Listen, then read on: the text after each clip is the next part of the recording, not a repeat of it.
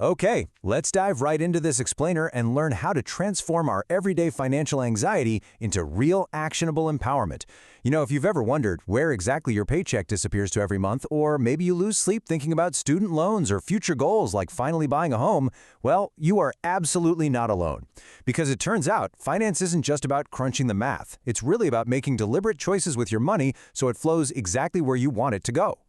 But before we get into the nitty-gritty, ask yourself this quick question from our source materials quiz. If your car suddenly needed new brakes to pass inspection, could you comfortably pay for it using money you've already set aside? Or would it require you to frantically reach for a credit card? If your gut instinct is just to charge it, our source suggests you might actually be standing on some pretty thin financial ice. But hey, the good news? We can absolutely fix that. So, here's our roadmap to get through this together. First, we'll look at the reality of debt. Second, cracking your credit score. Third, shrinking your monthly bills. Fourth, your financial life cycle. And finally, the power of starting early. Section 1. The reality of debt. Navigating early hurdles. Just imagine for a second that you're 28, making a highly respectable 60 grand a year. Sounds great, right? But you're dragging this massive $70,000 anchor of debt behind you. After 6 years in the workforce, you literally haven't made a dent in that balance. You're just kind of treading water without a clear plan. That level of indebtedness quickly becomes the absolute biggest roadblock to your long-term goals. Things like buying a home or taking that dream vacation. Section 2. Cracking your credit score. Let's unlock your borrowing power. It is honestly wild to realize that every single one of your financial habits gets boiled down into just a single 3-digit number ranging from 300 to 850. This FICO score basically dictates your entire financial life, your ability to rent an apartment, buy a house, get decent interest rates, or sometimes even land a job. Every time you borrow money, bureaus like Equifax, Experian, and TransUnion are watching and tracking your habits. Now, most people fall somewhere in the 600 to 700 range, but for us, we want to aim much higher. So if you want to maintain a stellar score and actually be trusted by lenders, you have to pay your bills on time, period. The data clearly shows that your payment history is the single most critical factor they look at. The other elements they weigh include how much you currently owe, the overall length of your credit history, how much new credit you've recently taken on, and the types of credit you actually use. It's a bit of a balancing act, sure, but paying on time, that's completely not negotiable. And this really explains why unsecured loans, yeah, I'm talking about those pesky credit cards, charge you much higher interest rates. See, when you get a secured loan, like a mortgage or an auto loan, the bank actually has collateral. If you don't pay up, well, they take the house or the car. But with unsecured credit, like credit cards or student loans, the bank takes on way more risk because there's literally nothing physical for them to repossess. So to compensate for taking on that massive risk, they charge you a premium in interest. Section 3. Shrinking your monthly bills. Time to plug the leaks. Okay, prepare yourselves for a little bit of shock value here, because $1,400, that massive number, is exactly how much you spend in a single year if you buy just one $4 gourmet coffee every day.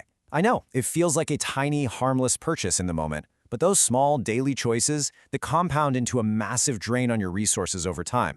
This is exactly why financial experts highly recommend taking a really hard look at your everyday expenses. I mean, you can claw back thousands of dollars just by making your own lunch, ditching expensive cable packages, and sticking to your own bank's ATMs. Think about it. If you use an out-of-network ATM just twice a week, you could be losing $500 a year just for the privilege of accessing your own cash. And in one study, tracking spending revealed some folks were dropping up to $9,000 a year just eating out. Because of this, the experts actually suggest a pretty radical step. Literally taking scissors, cutting up your credit cards, and shifting to a cash-only lifestyle to force some real financial discipline. Section 4. Your financial life cycle. Planning through the stages. Now, zooming out and looking at the chronological big picture, our financial priorities shift dramatically as we age. In stage 1, basically as a young adult, your main focus is on aggressively building wealth and wrangling that early debt.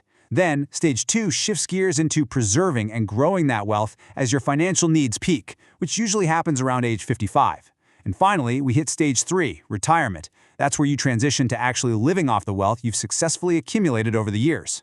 Now, because stage 1 is so incredibly critical for establishing your baseline income, investing in a college education is a wildly smart move. Yes, student loans are super daunting, but just look at the gap between those numbers. Families headed by college grads earn about $1.6 million more over their entire life cycle compared to high school graduates. In fact, for every single dollar you spend on a college education, you can expect to earn about $35 back during your career. Education really is your primary engine for wealth.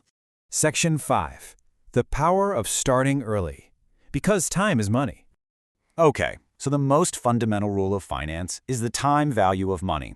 Basically, a dollar saved today not only fights off inflation, but it immediately goes to work for you through compound interest. And compound interest, that is the magical snowball effect, where your money earns interest, and then that new interest starts earning its own interest. It is, hands down, the ultimate wealth-building tool. Let's look at a mind-blowing hypothetical from our source material. If your goal is to save $1 million for retirement and you start right this second at age 20, you only need to put away $33 a month. Now, granted, that assumes a 12% return, which is definitely on the high end for today's market, but the core mathematical principle is what's really important here. I mean, $33 a month is literally less than what most of us spend on streaming services. But if you procrastinate, say you wait until you're 40 to start taking it seriously, the cost of waiting means you now have to scrape together $366 every single month to hit that exact same million. That is the massive, heavy penalty you pay for delaying gratification. Every single year you wait, that mountain just gets steeper and steeper. To put it in perspective with a more conservative market scenario, let's say a 24-year-old saves just $2,000 a year for 12 years. After that, she completely stops adding any new money. By the time she hits age 67, she is sitting on nearly $1 million. Now, look at her friend who waited until age 35 to start. He invested the exact same $2,000, but he had to do it every single year for 32 years, and he still didn't even reach half of her total. The early bird doesn't just get the worm here, folks. They get the whole entire farm. To wrap up this explainer, I really want you to think about the incredible power of time. Take a good, hard look at your current budget and ask yourself, what small choice can I make right now that my future self will thank me for? Are you going to skip that $4 coffee tomorrow? Will you finally set up an automatic transfer to an investment account? The clock is ticking, and compound interest is just waiting to work its magic for you. So, what's it going to be?